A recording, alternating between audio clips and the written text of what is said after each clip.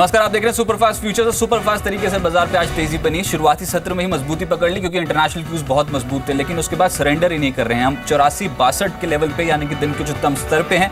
1.5% की मजबूती, 140 पॉइंट्स का गेन और सेक्टर स्पेसिफिक दाव लगा है मेटल स्टॉक्स पे। इसके अलावा फाइनेंस, रियल्टी, ऑटो, कोई ऐसा सेक्टर है ही नहीं जो लाल निशान में कामकाज कर रहा हो। एग्रेसिव मोड पे है मार्केट। निफ्टी के गेनर्स में Tata Motors, Adani port, Tata Motors, DVR, ICC bank और कोल इंडिया, ये सभी स्टॉक्स 2.5% से 3.5% की तेजी शो कर रहे हैं।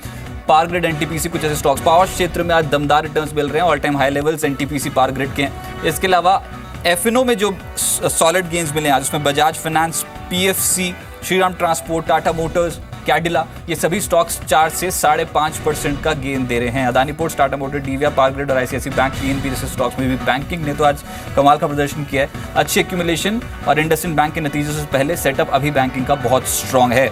लेकिन निफ्टी के कॉल पुट के आंकड़ों पे आते हैं। देखिए, स्ट्रांग एडिशन है आज। जब ऐसा तगड़ा मोमेंटम बनता है और जो की लेवल्स, इंडस्ट्री लेवल्स क्रॉस होते हैं तो ओपन इंटरेस्ट बहुत तगड़ा खड़ा हो जाता है। आज 18 लाख से ज़्यादा का एडिशन निफ्टी फ्यूचर्स पे देखने को मिला ओपन इंटरेस्ट फ्रंट पे और 10% का इजाफा है। इसके अलावा सबसे प्रोमिनेंट पॉइंट ये है कि 84-83 की जो कॉल्स हैं, इनफैक्ट वहाँ पर तगड़ी आज राइटिंग होती हुई नजर आई। 21 लाख से ज़्यादा शेयर्स, माफ़ कीजिएगा, पुट में 84 और 83 की जो पुट है उसमें आज बहुत स्ट्रॉन्ग राइटिंग होती हुई नजर आई। 8400 की पुट में 21 लाख से ज़्यादा का एडिशन आज के सत्र में और 8300 की पुट में 10 लाख शेयर से ज़्यादा एडिशन है। तो अभी तक का सेटअप बहुत स्ट्रॉन्ग। ऊपर से यूरोपियन मार्केट्स की पॉजिटिव ओपनिंग होती हुई नजर आ रही है। मेरे साथ जेके जैन साहब जुड़े हैं कारवे से। जैन साहब, बहुत शुक्रिया अपने समय जी बिजनेस को देने के लिए। ये बहुत स्ट्रॉन्ग मोमेंटम में आ गए। Is this overbought? क्या आपको लगता है मार्केट्स थोड़े ज्यादा ओवरहीट हो गए हैं? आज के सत्र में थोड़ा बेच के चल के प्रॉफिट बुकिंग कर सकते हैं, या फिर आप मानते हैं अभी तेजी की शुरुआत हो रही, तेजी भी और बढ़ सकती है हफ्ते के दौरान? नहीं, जिस तरह से देखिए पिछले हफ्ते काफी चौपी रहा है मार्केट, एक रेन बाउंड मूवमेंट था। आई थिंक एक प्राइस वाइज करेक्शन देखने को नहीं मिला था, बट टाइम वाइज करेक्शन देखने को मिला था। आई थिंक वो करेक्शन हो चुका है और मार्केट ने अपना अप ट्रेंड रिज्यूम किया है। तो मेरे हिसाब से अभी प्रॉफिट बुक नहीं करना चाहिए। ये जो चाल है वो चल सकती है और ऊपर सिग्निफिकेंटली अपसाइड इवन 100-150 पॉइंट और अपसाइड देखने को मिल सकता है। तो मैं यही सलाह दूंगा, अपने लॉन्ग पोजीशन होल्ड कीजिए और फ्रेश लॉन्ग पोजीशन जो भी डिप आता है 20-30 पॉइंट का, तो I think long position buildup करने के लिए सलाह दूंगा मैं। चलिए ठीक है, अभी आप 85-50 का लक्ष्य देखिए। अब जो लक्ष्य है वो अपर साइड पे ज्यादा रिवाइज होंगे आज के शो में, नो डाउट। बाजार एक तेजी में और अब 84-20 का स्टॉप लॉस लगा के तेजी की पोजीशंस और बनाई जा सकती हैं, कारवी का ये कहना है। मेरे साथ प्रदीप जी अब मौजूद हैं। प्रदीप जी नमस्कार, स्वागत है आपका। सर, यहाँ पर जो आज के सत्र में तेजी बनी 84-60 के लेवल पे पहुंच गए, क्या मानते हैं यहाँ से अभी और तेजी बनेगी सुरेखा साहब, या फिर थोड़ा सा रिट्रेसमेंट अब इंतजार करना चाहिए किसी नई पोजीशन को ऐड करने के लिए? गुड आफ्टरनून रजा। देखिए, आपको इंतजार करने से भी कोई फायदा नहीं होगा। थोड़ी पोजीशन तो यहाँ आपको बनानी पड़ेगी। ये अलग बात है, रिस्क रिवार्ड आपके फेवर में नहीं होगा, क्योंकि अगर आप पोजिशनल ट्रेड करना चाहते हैं तो इसके पोजिशनल स्टॉप लॉस नहीं बनता है। ये पोजीशन अगर आप ऐड करते हो तो जरूर 84 के नीचे का स्टॉप लॉस लगा के जो स्ट्रॉन्ग मोमेंटम है, और आपने भी कहा कि जिस तरीके से 83-84 के फुट राइट हो रहे हैं, तो ये लगता है कि मोमेंटम एक बार तो जो हम स्विंग हाई है 85-30-40 का जो लेवल है वहां तक जाने की जरूर बाजार चेष्टा करेगा। कोई भी सेक्टर, कोई भी स्टॉक सरेंडर करने को तैयारी नहीं दिख रहा है रजत। सर, आप बहुत समय से मार्केट्स में, ये कभी कभी मार्केट धोखा भी देती है, बहुत स्ट्रांगली रैली पे है। ग्लोबल ट्रिगर्स आज पैन आउट होते हुए नजर आए थे, लेकिन ये जो अभी का सेटअप है और इस सीरीज की शुरुआत से अब तक कितना स्ट्रांग गेन मिल रहा है, क्या ऐसे में आपको लगता है मार्केट यहाँ से अभी इजीली 85-50 का स्तर छुएगी, 8600 तक के स्तर अटेम्प्ट हो सकते हैं, या फिर एक तगड़े रिवर्सल की भी एक्सपेक्टेशन कर सकते हैं? इंडिकेटर्स क्या बता रहे हैं अभी, टेक्निकल इंडिकेटर्स? कि मार्केट धोखा देता है, ये बात आपकी बहुत सही, और मार्केट ने धोखा भी दिया है। जैसे हम धोखे 2 खा चुके हैं। अभी रिसेंट की बात अगर करूं, आप 1 मिनट का समय दीजिए। हमने 83-84 के ऊपर एक ब्रेकआउट देखा, उसी दिन ब्रेक्सिट की खबर आ गई। वो खबर इतनी बुरी थी, मार्केट का ब्रेकआउट फेल हुआ, हम नीचे चले गए। उस बुरी खबर में ये था कि मार्केट कहीं भी 74, 75, 76, 77 जाएगा। मार्केट ने फिर धोखा दिया, 79 से सारी बातों को भुला करके मार्केट वापस से नए हाई पे आ गया। तो इन धोखे के लिए तो आपको तैयार रहना पड़ेगा, लेकिन जब मोमेंटम होता है, और ये भी मेरा एक एक्सपीरियंस है, जब लिक्विडिटी के सहारे बाइंग होती है उस समय बाजार खबरों की तरफ ध्यान नहीं देता। तो लिक्विडिटी आप मानते हैं पर्याप्त है मार्केट पे, जो 85-40, 85-50 तक ले जा सकती है इंडियन मार्केट्स को? सर, स्टॉक बताएं, एक स्टॉक बताएं जो यहाँ से बहुत एक्टिव। स्टॉक में देखिए, मैं देख रहा हूँ कि एक बहुत डिफेंसिव और बहुत धीरे धीरे स्टॉक अपने आप को संभालते हुए ऊपर आ रहा है। वो है कोल इंडिया का।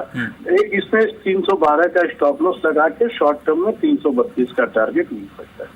बहुत शुक्रिया सर मेरे साथ जुड़ने के लिए। इम्तियाज कुरैशी साहब जुड़े हैं। इम्तियाज जी स्वागत है सर। बताएं 84-60 के लेवल पे कैसे पोजीशंस बना रहे हैं आप निफ्टी पे? गुड आफ्टरनून रजत।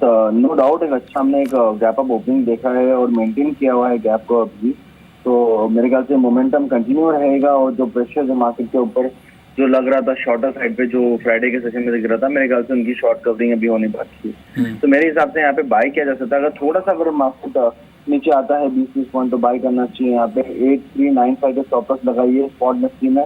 मेरे ख्याल से ऊपर में जो इनका लास्ट लेवल है 8520 वहां तक का रिट्रेस हो सकता है मार्केट। एक और अपडेट दे दूं दर्शकों को, यूरोपियन मार्केट्स की ओपनिंग बहुत मजबूती के साथ 1% से ज़्यादा का गेन जो है वो तीनों इंडाइसेस दे रहे हैं, यानी कि स्ट्रांगली आज फिर से यूरोपियन मार्केट चल रहे हैं। पिछले सत्र में भी आउट परफॉर्मेंस थी, यूरोपियन मार्केट्स पिछले सत्र में भी काफ़ी स्ट्रांगली बढ़कर बंद हुए थे और आज कैक डैक्स फुटसी तीनों इंडाइसेस हरे निशान में ही नहीं 1% की तेज़ी के साथ खुले। इम्तियाज एक स्टॉक बताएं सर यहाँ पर जो तेज़ी का अप्रोच रख सकते हैं जिस स्टॉक में।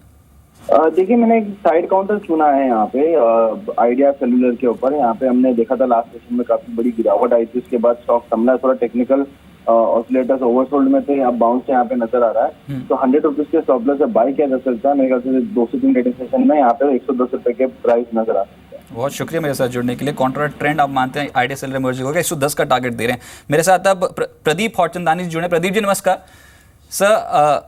आप बताएं 84-60 के लेवल पे क्या यहाँ से तेजी की पोजीशन बनाएंगे, किसी डिप का इंतजार कर रहे हैं?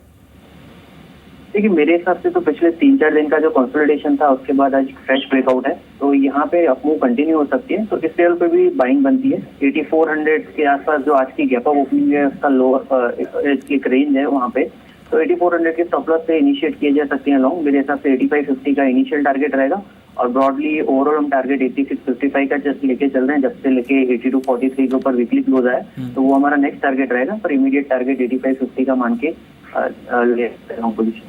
चलिए बहुत इंटरेस्टिंगली 8500 की कॉल में सबसे ज़्यादा ओपन इंटरेस्ट बिल्डअप है 48,70,000 का, लेकिन अब धीरे धीरे 86 और 8700 की कॉल पे भी ओपन इंटरेस्ट बहुत मजबूत होता चला जा रहा है। लगभग 40 लाख 39 लाख 40 लाख के आसपास के शेयर्स ओपन इंटरेस्ट में 86 और 8700 की कॉल पे खड़े हैं, यानी कि अब कहीं ना कहीं हो सकता है कि दायरा ही शिफ्ट हो जाए मार्केट का अगर ये तेज़ी बरकरार रही तो। ऐसे में प्रदीप जी एक स्टॉक बताएं जो यहाँ से और एक्टिव होगा।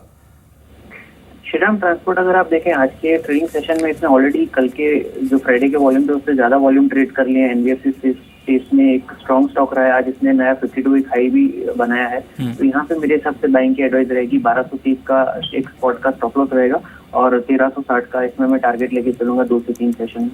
बहुत शुक्रिया सर मेरे साथ जुड़ने के लिए। श्रीराम ट्रांसपोर्ट आपकी सलाह है, आप मानते हैं यहाँ से तेज़ी बनेगी। कुछ और स्टॉक्स जो शो में अभी तक डिस्कस हुए हैं वो मैं फटाफट से बता दूं। एक तो है आइडिया सेलुलर जिसमें यहाँ से तेज़ी अभी और बढ़ सकती है, इस स्टॉक पे आप नज़र रखें। कोल इंडिया ये भी स्टॉक आउट परफॉर्मेंस शो कर सकता है। तो 3 स्टॉक्स जो अभी तक डिस्कस हुए। इनफैक्ट श्रीराम ट्रांसपोर्ट 4.5% ऊपर 1266 के लेवल पे। जेके ये स्टॉक क्या बता रहा है, 52 हफ्ते के उच्चतम स्तर पे पहुंचा, बहुत स्ट्रॉन्ग ओपनिंग हुई है इस पर्टिकुलर सीरीज में श्रीराम ट्रांसपोर्ट की। नेक्स्ट पॉसिबल टारगेट क्या 1360 ही रखें जो अभी बात हो रही थी प्रदीप जी से, या फिर पोजिशनल तौर पे किसी के पोर्टफोलियो में तो यहाँ से और एक्टिव हो सकता है सर? देखिए आई थिंक ओवरऑल ये स्टॉक काफी स्ट्रेंथ दिख रहा है। ये और एमएनएम फाइनेंस ये दोनों स्टॉक में देखिए जब भी गिरावट आती है एक अच्छी खासी लॉन्ग पोजीशन देखने को मिलती है और उसके बाद में जो चाल देती है सिग्निफिकेंट अप मूव देती है, 3 से 5% का मिनिमम मूव देखती है और उसके बाद भी फॉलो अप बाइंग देखने को मिलता है। तो मेरे हिसाब से ये जो मोमेंटम है वो बरकरार रहेगा।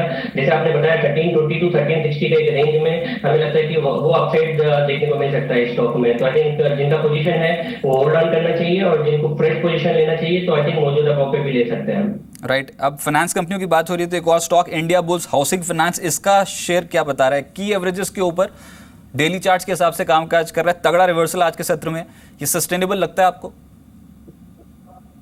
हाँ अगर देखिए I think housing finance company पिछले काफी दिनों से अच्छे खासी मूव देखने को मिली थी। पर्टिकुलरली देखिए एलआईसी हाउसिंग फाइनेंस और डीएचएफएल जहाँ पे अच्छी खासी अपमूव देखने को मिली थी। बट इंडिया बुल्स हाउसिंग थोड़ा अंडर परफॉर्मर रहा है, वो अंडर परफॉर्मर कैचअप कर रहा है आज के ट्रेड में। तो आई थिंक मोमेंटम अभी स्टार्ट हुआ है, यहाँ से और 4 से 5% की अपसाइड इजीली देखने को मिल सकती है। तो आई थिंक मेरे हिसाब से मौजूदा भाव पे भी इंडिया बुल्स हाउसिंग फाइनेंस में प्रीफर करूंगा लॉन्ग पोजीशन बिल्डअप करने के लिए इवन आफ्टर 4% मूव अप होने के बावजूद। दो स्टॉक्स एनटीपीसी और पार ग्रेड दोनों का स्ट्रक्चर्स देख के बताएं, बेहतर ट्रेड अभी भी होल्ड करने के लिए या फिर खरीदने के लिए कौन सा है?